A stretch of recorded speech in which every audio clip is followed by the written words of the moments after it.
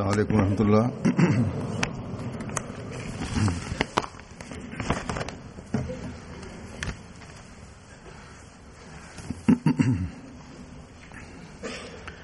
أشهد أن لا إله إلا الله وحده لا شريك له وأشهد أن محمدًا عبده ورسوله أما بعد فأعوذ بالله من الشيطان الرجيم بسم الله الرحمن الرحيم الحمد لله رب العالمين الرحمن الرحيم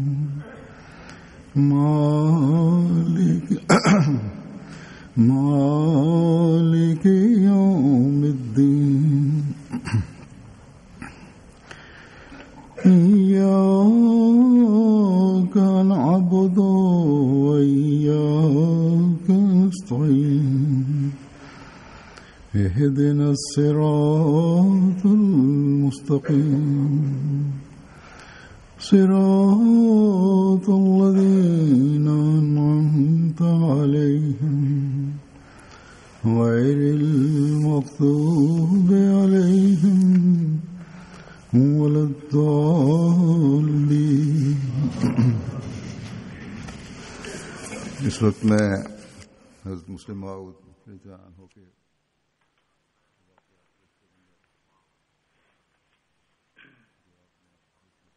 ich werde einige Begebenheiten aus dem Leben von Hazrat Muslim Maud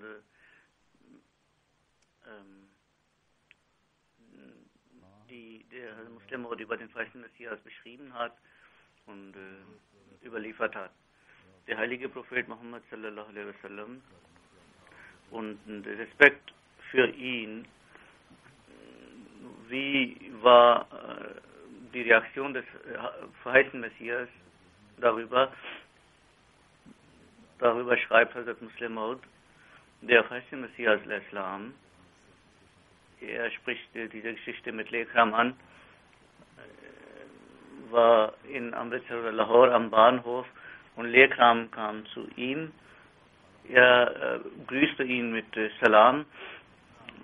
Dieser Pandit Lekram war eine große Persönlichkeit von Arya Samaj und diejenigen, die mit dem verheißenen Messias waren, die waren sehr froh und sehr glücklich, dass Lekram zum verheißenen Messias gekommen ist und ihn gegrüßt hat. Aber der verheißene Messias schaute nicht zu ihm und achtete nicht ihn. Er meinte, vielleicht hat der verheißene Messias ihn nicht gesehen. Die anderen haben auch den verheißenen Messias darauf hingewiesen, also Pandit Lekram würde den verheißenen Messias grüßen. Der verheißene Messias antwortete mit großer Leidenschaft, er schämt sich nicht, er beschimpft meinen Meister und will mich grüßen. Und das war viele Leute denken, sie haben einen großen Erfolg oder meinen einen großen Erfolg zu haben, wenn sie mit einem großen Führer treffen oder einer Persönlichkeit treffen, mit einem Prominenten treffen. Und wenn also einer zu ihnen kommt, dann zeigen sie sehr Aufmerksamkeit. Aber wenn ein Armer zu ihnen kommt, ein normaler Mensch, einfacher Mensch, dann zeigen sie keine Aufmerksamkeit. Auf diese Begebenheit hinweisend sagte der verheißene Messias,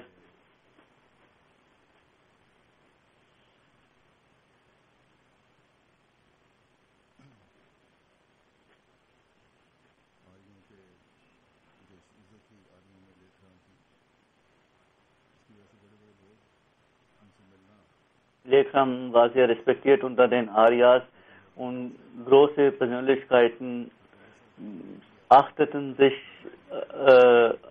als ehrenhaft für sich mit Lekram zusammenzutreffen, aber als der Lehrkram zu verheißenen Messias kam, er zeigte großes Ehrgefühl für den heiligen Propheten und sagte, wenn er aufhört, meinen Meister zu beschimpfen, dann werde ich mit ihm zusammen treffen. Das lehrt uns auch,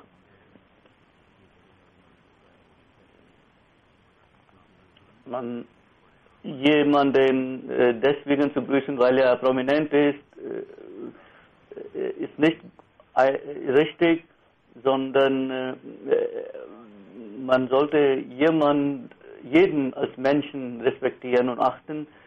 Und wenn irgendein Prominenter, eine große Persönlichkeit etwas Unanständiges über unseren Propheten sagt, dann brauchen wir ihm keine Wichtigkeit beizumessen. Es gibt da verschiedene Perspektiven, Blickwinkel. Es gibt eine andere Begebenheit, die der Hazrat Muslim Maud beschreibt.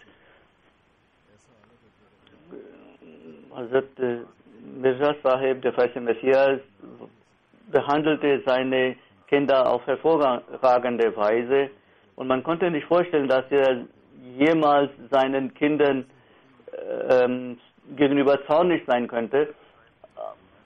Er hatte nie Zorn gezeigt und das war eine hohe Stufe seiner Liebe zu den Kindern. Abdul Karim Sahib Radiallahu Anhu überliefert, er hat das von Hazrat Muslim Maud erfahren, dass der verheißene Messias sagte, ich habe Schmerzen in der Rippe, man wärmte diese Stelle und trotzdem half es nicht und als man schaute, in seiner Westentasche war so ein Stein drin und jemand fragte, woher kam dieser Stein und der verheißene Messias sagte, der Sohn Mahmud hat mir diesen Stein gegeben, ich solle auf ihn aufpassen und ich habe ihn hier in die Tasche reingetan. Hazrat Maulvi Abdul Karim Sahib sagte, geben Sie mir diesen Stein, ich hebe es auf. Der verheißene Messias sagte, nein, ich werde es bei mir aufheben. Also, er zeigte solche Liebe zu seinen Kindern und Hazrat Muslim Maud sagt, er liebte uns sehr und insbesondere den jüngsten von uns, Mirza Mubarak Ahmad Sahib, er zeigte zu ihm eine ganz besondere Liebe und wir dachten, und sie lieben niemanden mehr als ihn, aber diese Liebe war nicht stärker als die Liebe zum heiligen Propheten Muhammad sallallahu alaihi wasallam. Dieser Junge hat einmal wegen seinem Unwissen etwas geäußert, was gegen die hohe Stellung des heiligen Propheten war. Hazrat Masih Maud hat ihn ganz stark auf den Körper geschlagen. Es gibt auch eine weitere Begebenheit. In Lahore gab es eine Versammlung der Arias und Hazrat Mirza Sahib, der verheißene Messias, hat die Einladung dazu bekommen und sie haben bekräftigt, dass sie über den heiligen Propheten nichts Unanständiges sagen würden, aber während der Jalsa wurden große Beschimpfungen ausgestoßen über den heiligen Propheten Muhammad sallallahu alaihi wasallam. Da waren Vertreter der Jamaat und Abdul Karim Sahib war auch dabei und er wurde vom verheißenen Messias sehr respektiert. Aber als der verheißene Messias erfuhr, dass in der Versammlung der heilige Prophet beschimpft wurde, der verheißene Messias sagte, wie konnte ihr Gefühl akzeptieren, in dieser Versammlung zu sein? Und der verheißene Messias war sehr zornig und er bitte bat um Entschuldigung. Der verheißene Messias sagte, was ist das für ein Fehler? Der heilige Prophet Muhammad sallallahu alaihi wasallam wird unanständig behandelt und ein anderer war auch da und er wurde auch streng zurechtgewiesen und die Menschen, die Gegner werfen dem verheißenen Messias vor, Nauzubillah, Gott behüte, er würde sich höher achten als den heiligen Propheten Muhammad sallallahu alaihi wasallam. Können Sie solche Gefühle für den heiligen Propheten zeigen, wie der verheißene Messias gezeigt hat? Würden diese Vorwerfer, Kritiker doch die Liebe des verheißenen Messias zum heiligen Propheten sehen? Dann gab es eine Diskussion mit Abdullah Atam.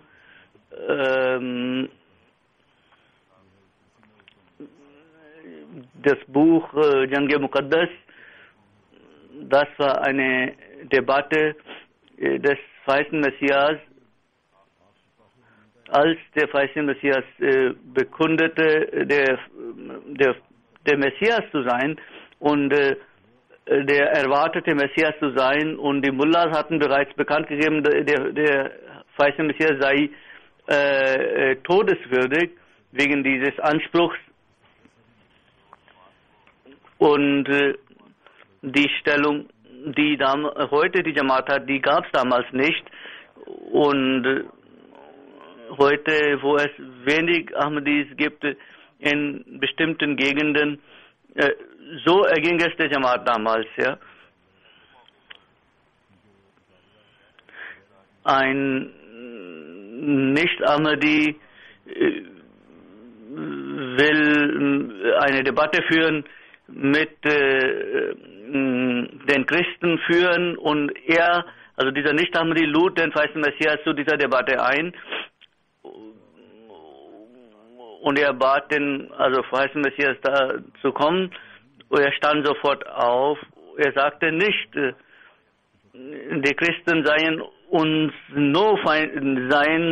nicht so feindlich gesinnt wie die Muslime, aber die nicht Ahmadis, die Mullahs hatten die Fatwa erlassen, dass der verheißene Messias getötet gehört, und wegen der Einheit Gottes willen hat der verheißene Messias sich bereit erklärt, an dieser Debatte teilzunehmen, und er ist dann aus Qadian herausgegangen, gereist, und er hat sich nicht um seine Sicherheit gekümmert in der damaligen Situation. Und es war so eine lange Debatte,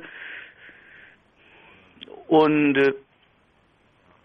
in dieser Debatte hat der verheißene Messias ist auch in eine Klausur gegangen für 15 Tage, und er hat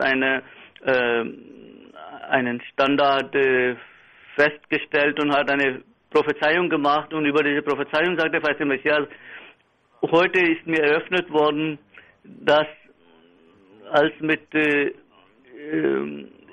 Inbrunst zu Gott betete, entscheide du, o Gott, wir sind demütige Diener, wir können nichts tun außer deiner Entscheidung. Er zeigte mir dieses Zeichen als Verheißung, dass in dieser Debatte die Partei, die absichtlich die Unwahrheit sagt und den wahren Gott verlässt, er wird innerhalb eines Monats, also in 15 Monaten, in die Hölle gestürzt werden und wird sehr große Schmach erleiden, und diejenigen, die der Wahrheit sich zuwenden, die werden geehrt werden. Die Christen, die hatten ja Jesus als ihren Gott angesehen und hatten darüber mit ihm debattiert. Das ist eine lange Diskussion, lange Debatte, und das Ende hat auch die Welt beobachtet. Darüber hat der Muslim Maud ein paar Begebenheiten überliefert. An einer Stelle erwähnt Hazrat Muslim Maud,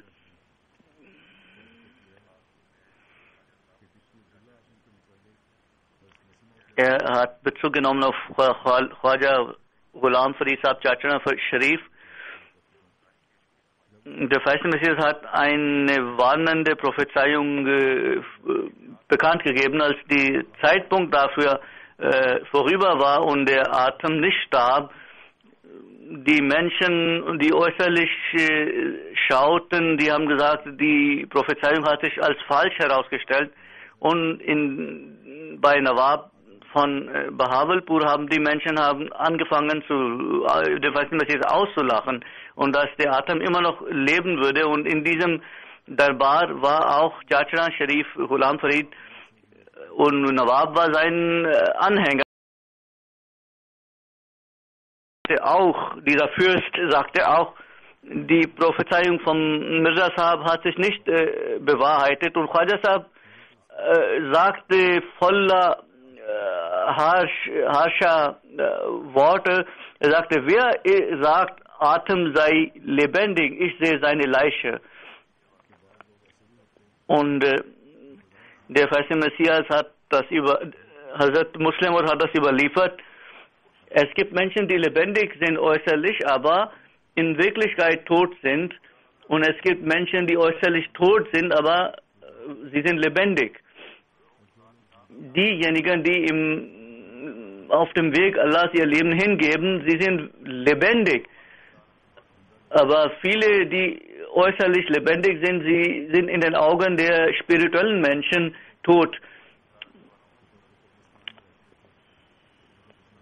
Über einen Heiligen wird geschrieben, er lebte auf dem Friedhof und einmal fragte ihn jemand, warum leben Sie bei den Toten? Er sagte, ich sehe doch in der Stadt nur Tote und hier auf dem Friedhof sehe ich lebendige Menschen. Also spirituelle, lebendige und spirituell Tote zu erkennen, das ist nicht die Aufgabe eines jeden. Das sollte man versuchen zu erreichen,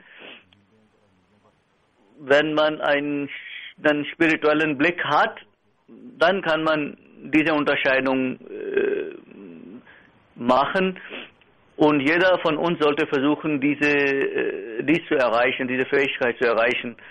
Abdullah Atem, darüber will ich Ihnen noch sagen, er war nicht nur spirituell tot, sondern er starb auch körperlich und die Prophezeiung hat sich erfüllt, aber es hat sich die Erfüllung hat sich etwas verzögert, hinausgezögert, aber dafür gab es Gründe. Über Atem sagt der Hazrat Muslim Maud, der Gläubige soll auf Gott sich verlassen. Gott tut, was getan werden muss, aber wir sollten tun und denken und sagen, was Gott gesagt hat. Wir sollten das tun, das denken und das sagen, was Gott gesagt hat.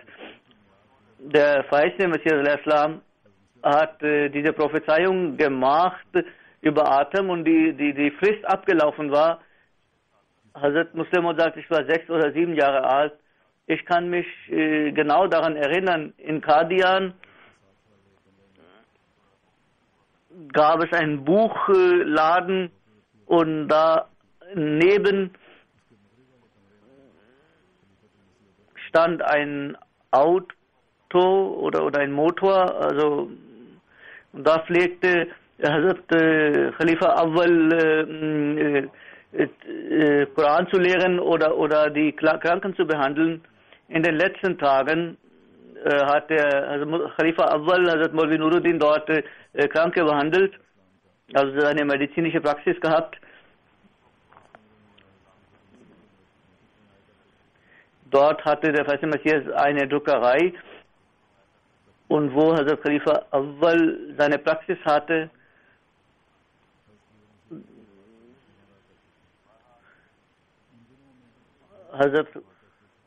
da wohnten auch einige Schüler von Hazrat Khalifa Awwal.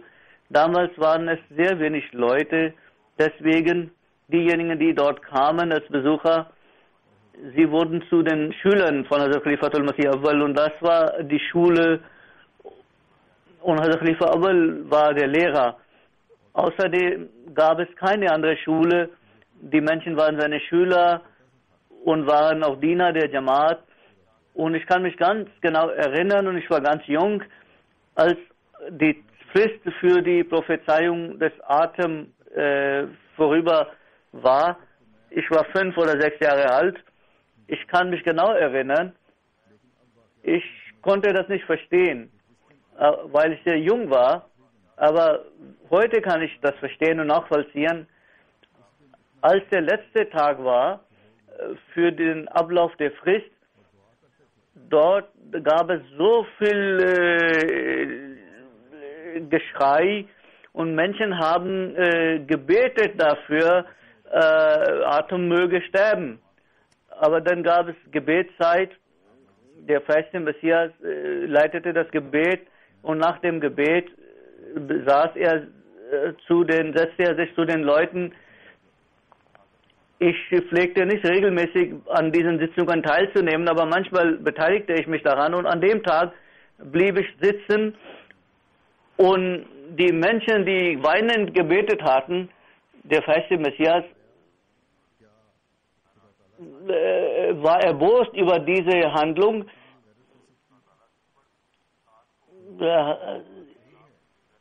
Gibt es Menschen, die mehr Ehrgefühl für das Wort Gottes haben als Gott selbst?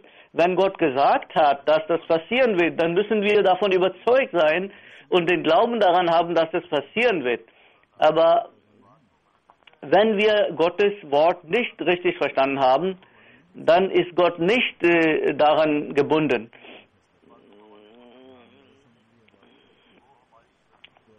Dass er entsprechend unserem Fehler entscheidet. Gott ist nicht daran gebunden, so zu entscheiden, wie wir das verstanden haben. Unsere Aufgabe ist es, wenn wir an jemand als wahren glauben, dann müssen wir auch von seinen Worten überzeugt sein. Und der Gläubige sollte sich auf Gott verlassen. Und Gottes Wort wird sich erfüllen und hat sich immer erfüllt. Und diese Prophezeiung ist in Erfüllung gegangen. Es gab, Abdullah Atem hatte bereut, deswegen gab es eine Verzögerung, aber letztendlich wurde hat sich die Prophezeiung für ihn bewahrheitet. Der verheißene Messias hat das an einigen Stellen erwähnt und ich erwähne das. Der verheißene Messias sagt, unser Jamaat sollte diese Dinge verstehen. Sie sollten immer daran denken und das nicht vergessen. Als Atem diese Prophezeiung hörte und dann hat er bereut und er zitterte. Und vor vielen, zahlreichen Menschen hat er bereut. Er hat sich sehr gefürchtet. Er hat aufgegeben, gegen den Islam etwas zu veröffentlichen. Und als man ihn dazu eingeladen hat, einen Schwur abzulegen und er kam nicht, um diesen Schwur abzulegen und ging darauf nicht ein. Und da er die Wahrheit verhehlt hat, deswegen ereilte ihn die Strafe. Und diese Dinge so genau zu begreifen und zu verstehen und nicht zu vergessen, ist ihre Aufgabe. Und dafür sollten Sie die Bücher lesen. Und der verheißene Messias sagt, diese Prophezeiung war bedingt. Er war angsterfüllt, wenn er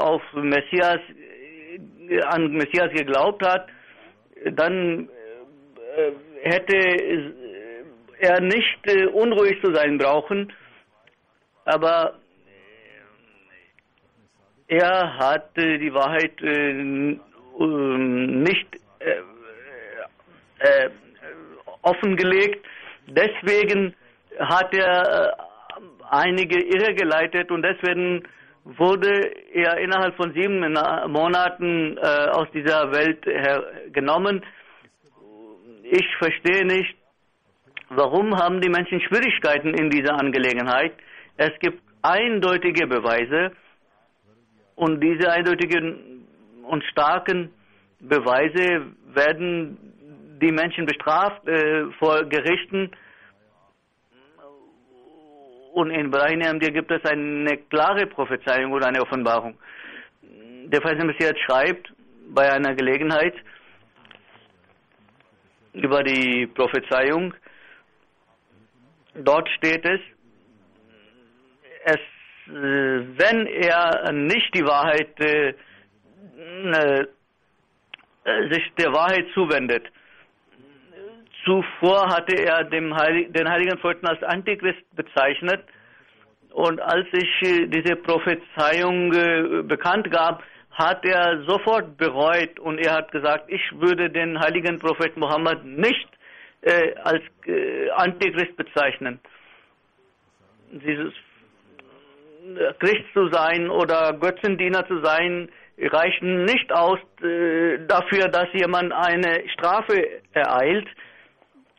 Für solche Strafen ist ja das jüngste Gericht da, aber in dieser Welt werden den Menschen die Strafe ereilt, wenn sie sehr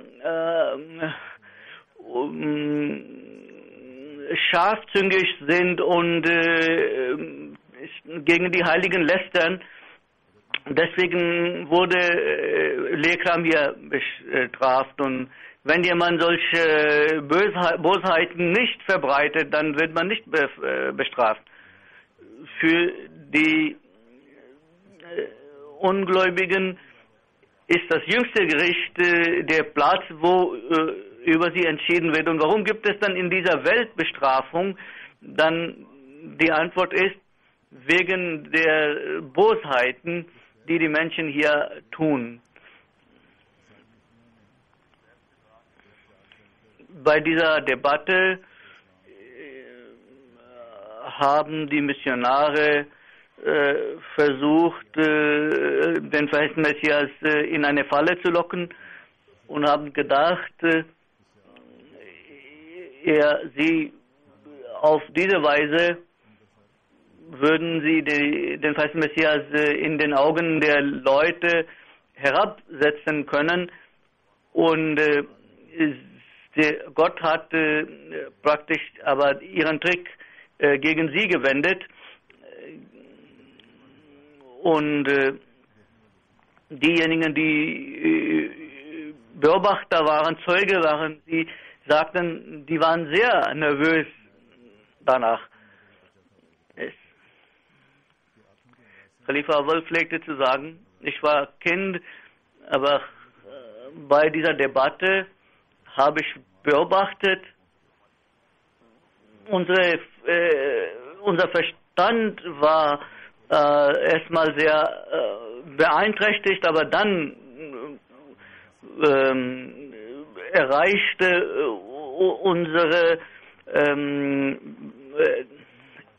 unser Glauben eine Höhe. Und als die Christen nichts anhaben konnten gegen den verheißenen Messias, dann haben sie einige blinde und lahme und so beeinträchtigte Menschen gebracht. Und ja, und als der verheißene Messias kam, sie sagten sofort, die Worte würden diese Debatte oder die Debatte wird das Problem nicht lösen. Sie sagen, die sind der Messias und der Messias von Nazareth pflegte die Blinden zu heilen, die Hörenden, die Tauben hören zu machen und die Lahmen in die Lage zu heilen. Und wir haben hier diese behinderten Menschen gebracht. Wenn sie wirklich das Beispiel des Messias sind, dann zeigen sie, dass sie diese heilen können. Und Khalifa Awal sagt, unsere Herzen waren mutlos wegen dieses Tricks, wegen dieser Finte. Und wir wussten, dass es falsch war, aber es war, wir dachten, die werden uns spotten heute. Aber als wir in das Gesicht des verheißenen Messias schauten, der verheißene Messias zeigte keinen Unwillen oder Nervosität. Als sie geendet hatten, da sagte der verheißene Messias, schauen Sie, Herr Pastor, ich sage, ich bin das Beispiel eines Messias, der nach islamischer Lehre nicht solche Behinderten zu heilen. Sie haben diese Überzeugung, dass der Messias körperlich behinderte Menschen, Blinde, Lahme und Taube und Stumme zu heilen.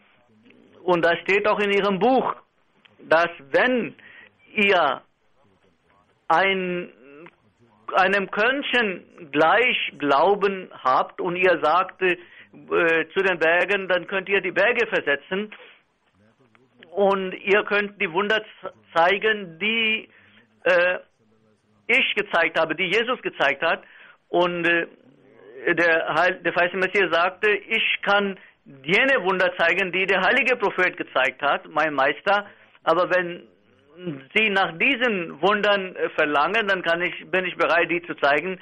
Aber wenn diese Wunder zeigen, verlangen, wie in Ihren Büchern stehen, Sie haben was Gutes gesagt und Sie haben uns vor Schwierigkeiten bewahrt.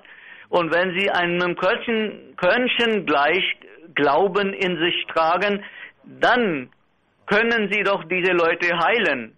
Dann zeigen Sie doch, dass Sie einem Körnchen gleich Glauben haben. Und auf diese Antwort waren die Prediger sehr verwundert und sie haben die Leute, diese Lahmen und die versehrten Menschen herausgezerrt aus dem Raum. Und so sagt Gott, gibt seinen Dienern die Kraft zu antworten, die andere verwundert. Es gibt einen Herr, der später aus der Jamaat austrat. Über ihn wird überliefert, also Muslim Maud sagt, in Ludhiana war ein Herr und er war sehr aufrichtig gegenüber dem verheißenen Messias. Und der verheißene Messias hatte die Offenbarung bekommen in Ludhiana, als eine Debatte zwischen dem verheißenen Messias und dem Mir Basali. Die Maulvi Muhammad Hussain haben sie sehr behandelt, respektvoll, und sie sagten, Sie und unser Meister, und wir sind bereit, Ihnen gegenüber ein Treugelübde abzulegen, und wenn ein Gläubiger kommen sollte, dann sollte das unter den Sadat sein, unter den Sayyid sein. Dann haben die über die Sufia gesprochen. Mir Basali ehrte die Mystiker sehr, und er hat gesagt, die Mystiker haben solche Wunder gezeigt, und wenn Mirza Sahib heilig ist, dann müsste er auch solche Wunder zeigen, und wir würden heute sofort an ihn glauben. Und wenn er eine Schlange in die Hand nimmt oder solche Dinge zeigt, Mir Basali beherzigte diese Worte und ging zum verheißenen Messias und sagte, Huzur, wenn Sie ein Wunder zeichnen, dann würden alle Mullahs glauben. Der verheißene Messias sagte, als ich das Wort aus dem Munde von Mir Sahib hörte, dass der Herr in die Falle getappt ist, in die Falle der Mullahs, und ich erklärte ihm und erläuterte ihm sehr ausführlich, aber er verstand nicht. Und dadurch ging sein Glauben verloren. Und seine Aufrichtigkeit ging verloren.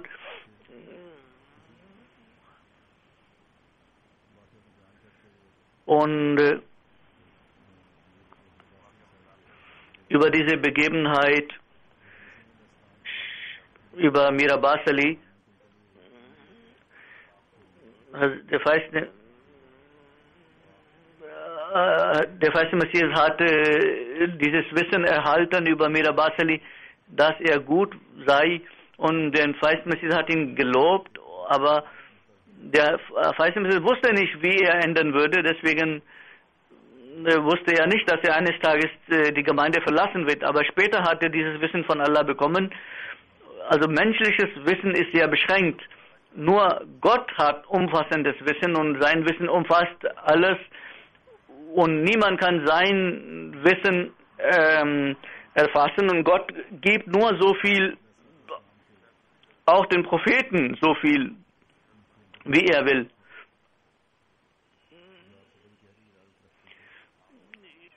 Über ihn gab es die Offenbarung an den festen Messias und da wurde über seine spirituellen Kräfte gesprochen und er hat später die Gemeinde verlassen und jemand hat ihm vorgeworfen, er wurde bereits gelobt in den Worten Gottes und der feiste Messias sagte, sicher, in der Offenbarung ist er gelobt worden und Gottes Wort zeigt, dass er spirituelle Kräfte hat, aber als er diese Kräfte falsch einsetzte und missbrauchte und er wurde hochmütig, dann hat Gott ihn bestraft und er ist dann ausgetreten, er hat die Gemeinde verlassen. Der Muslim sagt, die Surah Fatiha lehrt uns, dass Heuchelei und Unglaube ist immer mit uns und die können einen angreifen, nachdem jemand geglaubt hat. Und der Beweis dafür ist, dass in der Surah Fatiha ist von Juden und Christen die Rede, nachdem ihnen Gnade oder Gunst Allahs erwiesen worden war. Wenn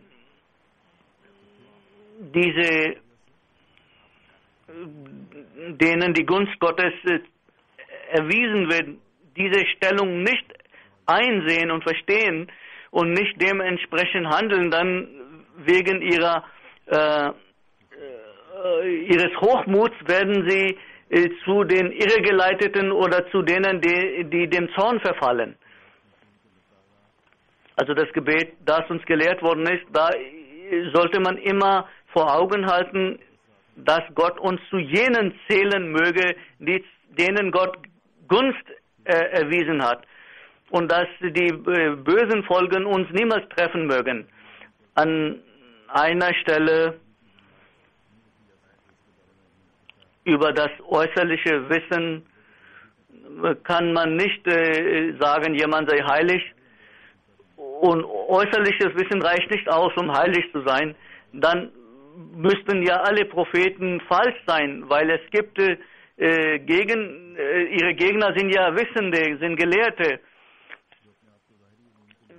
Der verheißene Messias wurde auch opponiert von Gelehrten, die sich für große Wissende hielten.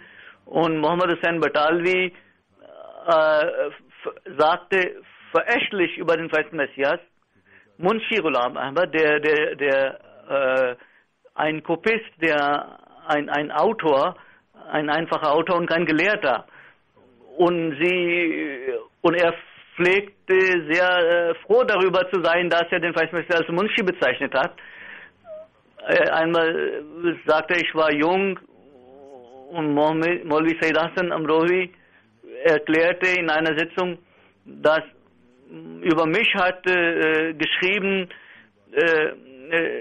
dass ich Maulvi sei und der verheißene Messias sei Munshi. Mir hat das sehr missfallen. Warum hat er das gesagt? Und das ist immer noch schlecht.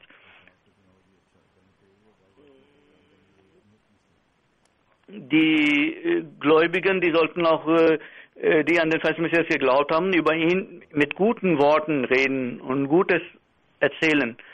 Über die Wahrheit des verheißenen Messias können wir auch einige Worte des verheißenen Messias selbst hören. Der verheißene Messias, also Muslim Maud überliefert, dass der verheißene Messias in ein Paket einen Brief hineingelegt und die Post hat ihn angeklagt und hat einen Beamten dazu eingesetzt, dass er den verheißenen Messias deswegen verfolgt.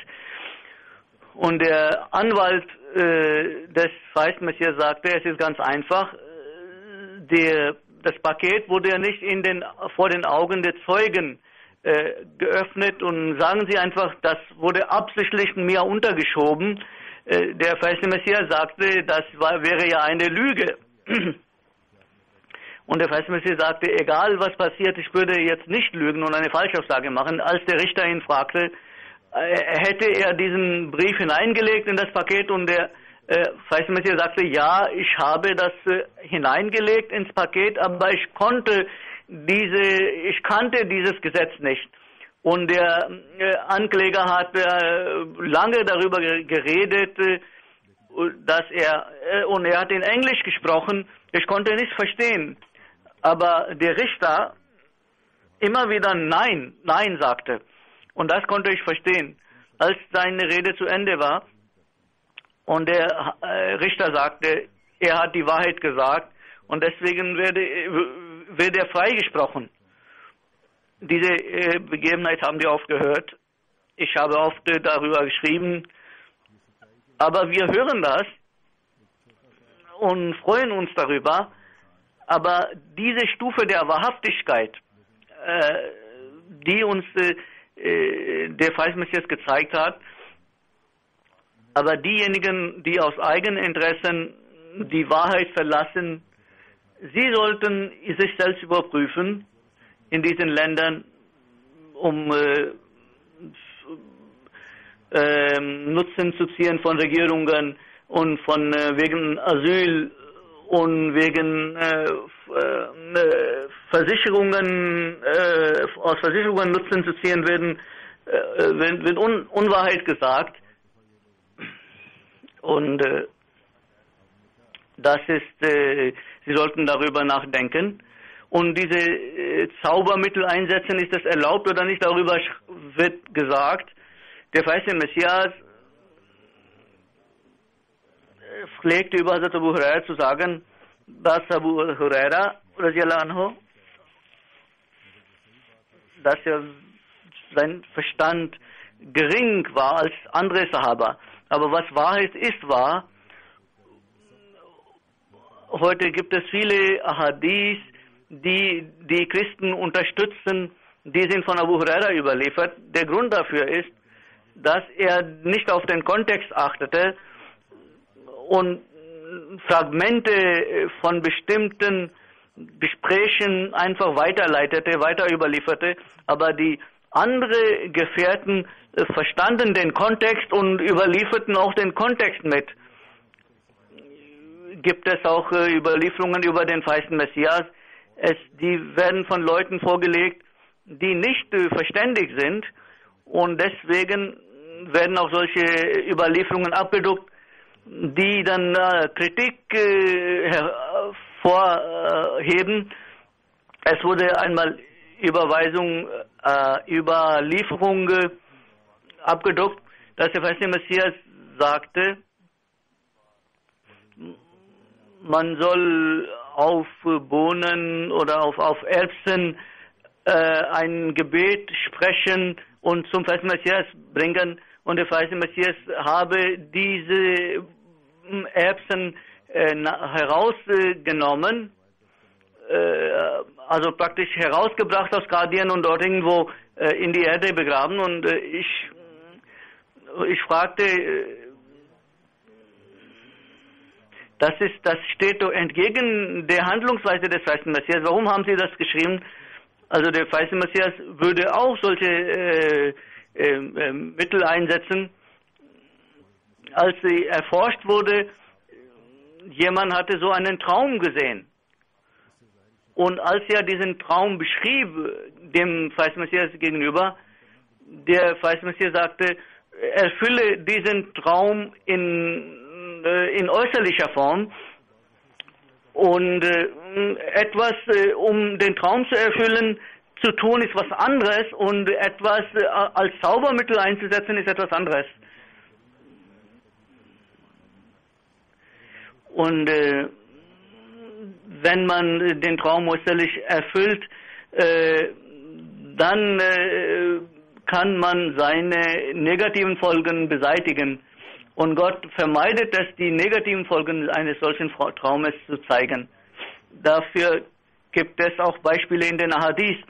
Der heilige Prophet Muhammad sallallahu alaihi wasallam hat einmal gesehen, Suraka hat Goldreifen getragen von Kyros, von dem König von Persien.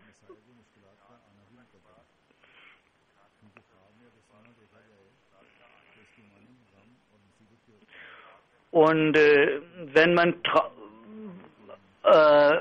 Gold im Traum sieht, dann hat das auch die Bedeutung, dass es zu Schmerzen führt und zu Leid führt.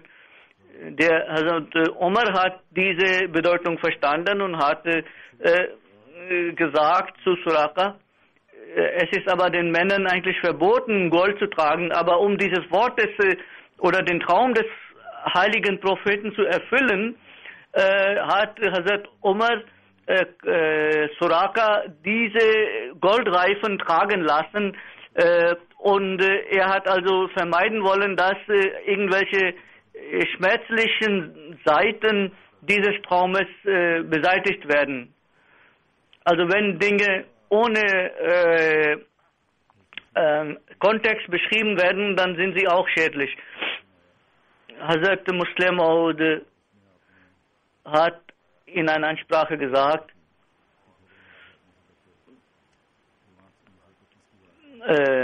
und ermahnt, die sollten Streit vermeiden und Unfrieden vermeiden und die Jamaat sei reif und wir sollten unseren Glauben und unser Wissen dementsprechend erweitern und unsere Handlungen, unsere Taten dementsprechend gestalten. Und nachdem der Musleh Maud das gesagt hat, und dann hat er über einen berichtet, dass er wurde exkommuniziert, als Khutbah Thaniya begann. Wegen der Khutbah Thaniya stand jemand auf und fragte, derjenige, der exkommuniziert wurde, wie heißt er? Darauf sagte ein anderer, man darf während der Khutbah nicht reden. Herr Musleh Maud lächelte und hat eine Geschichte berichtet über den feisten Messias.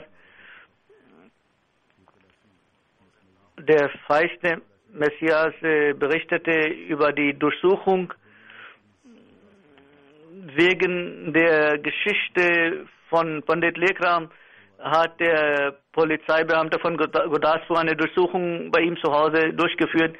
Er versuchte durch eine kleine Tür zu gehen und er wurde verletzt, weil er gegen die Tür gestoßen hatte. Und wir sagten ihm, er soll Milch trinken, aber er lehnte es ab. Er sagte, ich bin gekommen, um zu durchsuchen und es würde nicht zu meinen Pflichten passen, jetzt Milch zu trinken. Das sagte er zum feisten Messias.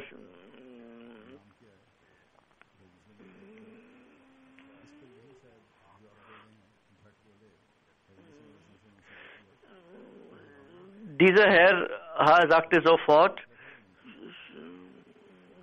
so, ob er geblutet hat oder nicht. Der feiste Messias lächelte und sagte, ich habe seine Mütze nicht abgesetzt und geschaut. Wie manche Menschen haben die Eigenschaft, einfach ohne nachzudenken zu reden.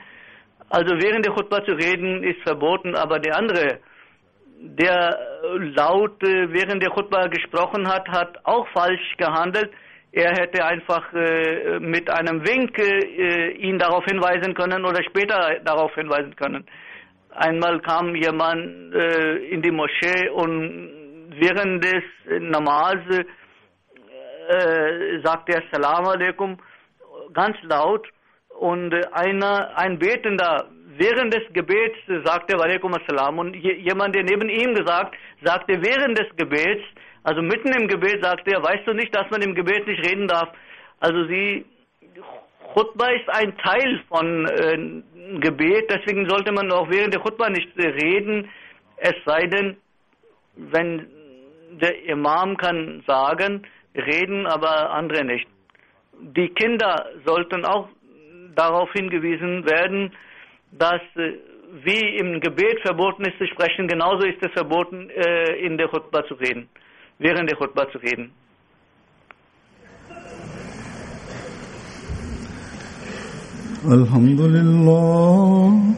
Alhamdulillah, nahmaduhu wa nasta'inuhu wa nastaghfiruhu wa nu'minu bihi wa natawakkalu alayhi wa na'udhu billahi min shururi anfusina wa min sayyiati a'malina. من يهده الله فلا مضل له ومن يضلل فلا هادي له ونشهد أن لا إله إلا الله ونشهد أن محمدا عبده ورسوله. عباد الله رحمكم الله إن الله يأمر بالعدل والإحسان وإيتاء ذي القربى وينهى عن الفحشاء والمنكر والبغي يعظكم لعلكم تذكرون. اذكروا الله يذكركم وادعوه يستجب لكم ولذكر الله أكبر.